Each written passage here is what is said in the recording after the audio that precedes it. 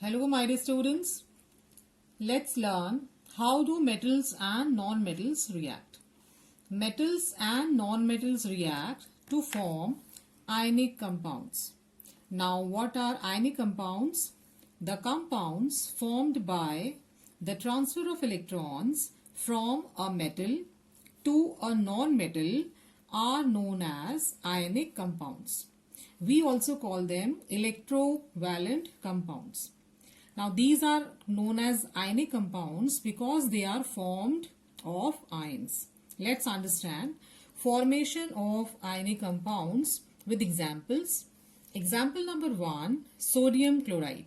The formula is NaCl. Atomic number of sodium is 11. The electronic configuration is first shell 2 electrons, second shell 8 electrons and third shell 1 electron.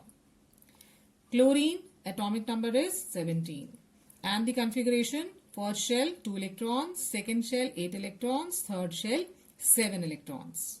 Now every atom wants 8 electrons in its outermost shell. So sodium has 1 extra.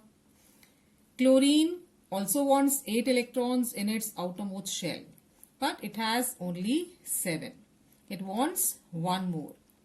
Now how the compound is formed?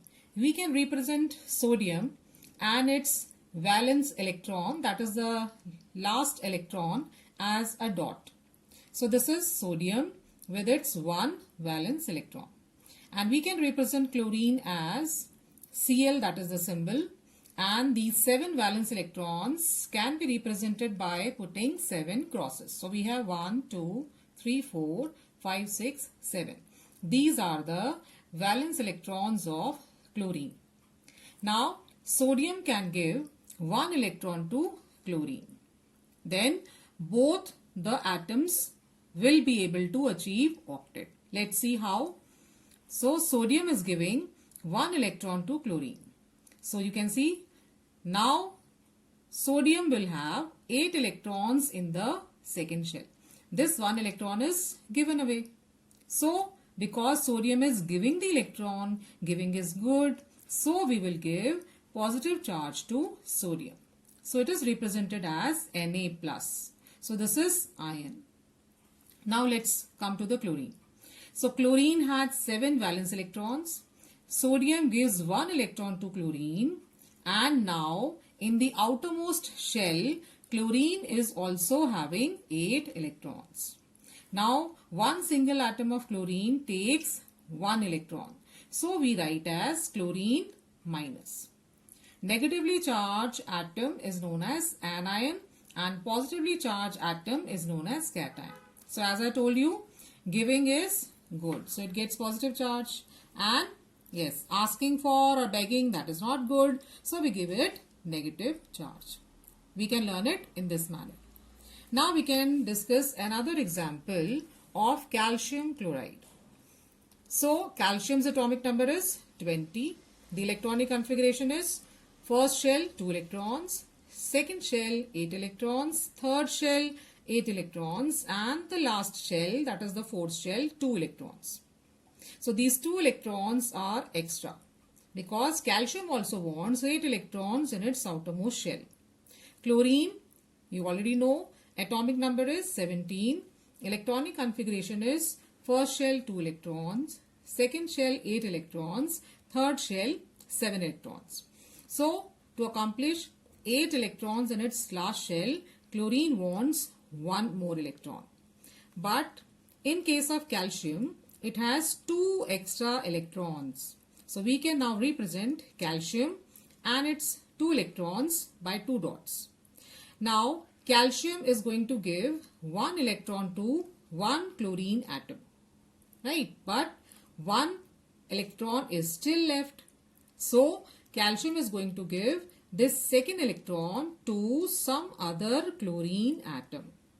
So in this case, 2 chlorine atoms are required because calcium has 2 electrons which are to be given away. So after losing these 2 electrons, now you can see that calcium's outermost shell has 8 electrons. So how many electrons calcium has given away? 2 electrons. So we will write calcium and the charge as 2 plus. Now come to chlorine. One single atom of chlorine has taken only one electron. So we represent it as Cl minus. But how many chlorine atoms are taking part? 2 atoms. So we write Cl minus inside the bracket and the total number of chlorine atoms outside the bracket. So this is the cation, that is Ca2 plus, and Cl minus 2 atoms. This is the anion. We can discuss one more example, that is sodium oxide. We write it as Na2O. Sodium's atomic number is 11. Configuration 281. Atomic number of oxygen is 8. Configuration is 2, 6. Now again see, sodium has to give 1 electron. But in case of oxygen, we see that one single oxygen atom wants 2 more electrons. Then only the second shell will be able to get 8 electrons. The total will be 8 electrons. Now here we can represent the atoms as sodium with its 1 electron, oxygen with its 6 valence electrons. So one single sodium atom will give 1 electron to oxygen. But still one more is required. So one more sodium atom is going to come and it is going to give its 1 electron to oxygen. Now the oxygen atom will have 8 electrons. How? These are the 6 valence electrons of oxygen. 7th from this sodium, 8th from this sodium. So one single oxygen atom is taking 2 electrons. So we represent it as O2 minus. So now in the last shell it has got 2 electrons. So now the configuration of oxygen ion has become 2, 8. And in case of sodium, we can see one single sodium atom has given 1 electron. So we write it as Na plus. And this electron is already given away. So now this ion's electronic configuration is 2, 8. So now we can represent the cation and anion. One single sodium atom has given 1 electron. So Na plus.